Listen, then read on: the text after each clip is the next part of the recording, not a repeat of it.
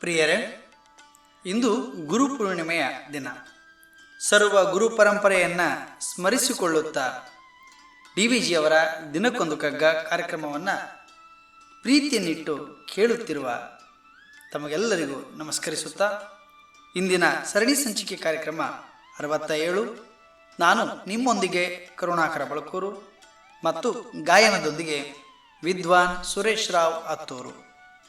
ಇಂದಿನ ಕಗ್ಗ ನಿಶೆ ಹಿಂದೆ ನಿಶೆ ಮುಂದೆ ನಡುವೆ ಮಿಸುಕಾಟ ಬಾಳ್. ನಿಶೆ ಹಿಂದೆ ನಿಶೆ ಮುಂದೆ ನಡುವೆ ಮಿಸುಕಾಟ ಬಾಳ್. ನಿಶೆ ಕೆಲವರಿಗೆ ಸೊನ್ನೆ ಕೆಲವರಿಗೆ ಗುಟ್ಟು.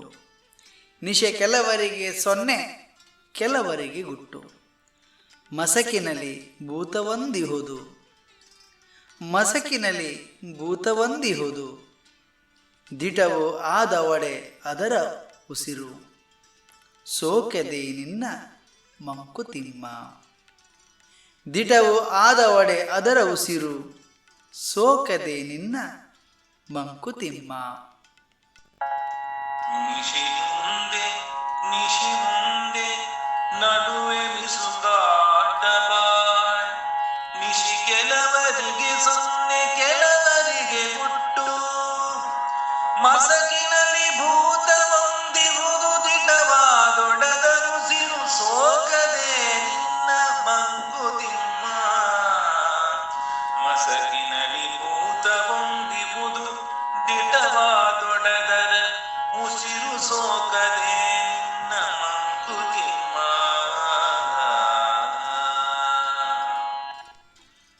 ಬಂಧುಗಳೇ, ಮನುಷ್ಯನ ಬದುಕೆ ಒಂದು ವಿಸ್ಮಯ ಅಂತ ಕಾಣ್ತದೆ. ನಮ್ಮ ಜನ್ಮದ ಹಿಂದೆ ಏನಿತ್ತೋ ಅಥವಾ ಮುಂದೆ ಏನಾಗುತ್ತದೋ ಒಂದೂ ಸ್ಪಷ್ಟವಾದಂಥ ಅರಿವು ನಮಗಿಲ್ಲ. ಈ ಭೂಮಿ ಮೇಲೆ ಮನುಷ್ಯ ಅತ್ಯಂತ ಬುದ್ಧಿವಂತ ಅಂತ ಕರೀತಾರೆ. ಆದರೆ ಕೆಲವೊಂದು ವಿಚಾರಗಳಲ್ಲಿ ಅವನು ಅತ್ಯಂತ ಅಜ್ಞಾನಿ ಅಂತಲೇ ನಾವು ಒಪ್ಕೊಳ್ಬೇಕಾಗ್ತದೆ. ಬೇರೆ ಮಾರ್ಗವೇ ಇಲ್ಲ. ಹಿಂದಣ ಮತ್ತು ಮುಂದಣ ಇವೆರಡರ ನಡುವೆ ನಮ್ಮದೊಂದು ಮಿಸುಕಾಟವಿದೆ, ಬಡಿದಾಟವಿದೆ, ಪರದಾಟಗಳು ಇದ್ದಾವೆ.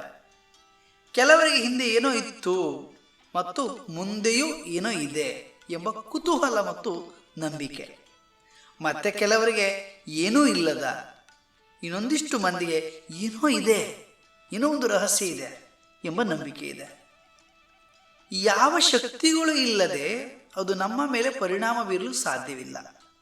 ಆದರೆ ಇದು ನಮ್ಮ ನಂಬಿಕೆಗೆ, ಅಂದರೆ ನಮ್ಮ ವಿಶ್ವಾಸಕ್ಕೆ ಕೂಡಿದರೆ ಹಾಗೇ ಇರುವುದನ್ನು, ತನ್ನ ಪ್ರಭಾವ ಪರಿಣಾಮವನ್ನು ನಮ್ಮ ಮೇಲೆ ಬೀರದೇ ಇರುತ್ತದೆಯೇ ಎಂಬ ಜನ್ಮ ಜನ್ಮಾಂತರದ ವಿಚಾರವನ್ನು ಮಾನ್ಯ DVGಯವರು ಈ ಕಗ್ಗದಲ್ಲಿ ವ್ಯಕ್ತಪಡಿಸುವುದನ್ನು ನಾವು ಕಾಣಬಹುದು.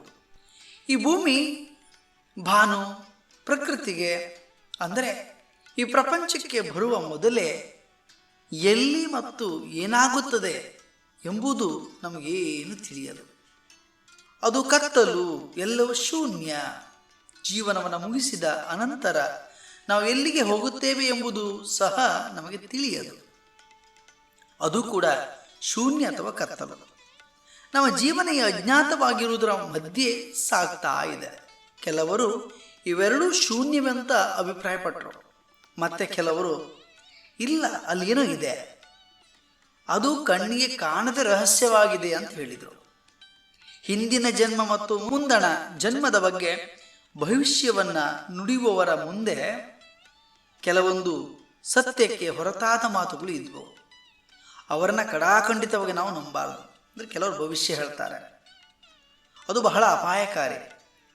ಎಷ್ಟು ಅಂತ ಹೇಳಿದರೆ ಇತ್ತೀಚೆಗೆ ಬಂದಿರುವಂಥ ಒಂದು ರೋಗಕ್ಕಿಂತ ಅದು ಅಪಾಯಕಾರಿ.